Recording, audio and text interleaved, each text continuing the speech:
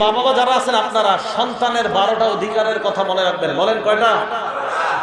তো আর যারা যারা নতুন বিয়ে করছেন এরকম 2-3 বছর 5 বছর হয়েছে হাত তোলেন তো।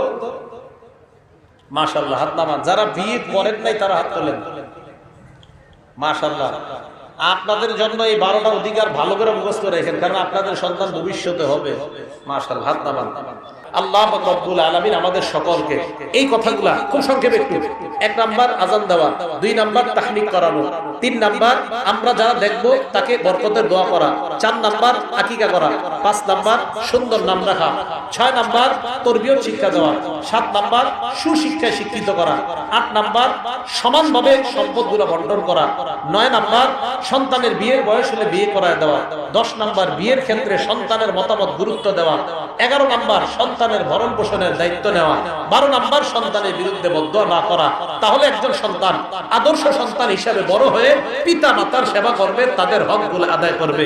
আল্লাহ রাব্বুল আলামিন আমাদের সকলকে পিতা মাতার হক এবং সন্তান উভয়ের হকগুলো আদায় করার তৌফিক দান করেন। আমিন। ওয়া আখিরু দাওয়ানা আলহামদুলিল্লাহি রাব্বিল আলামিন।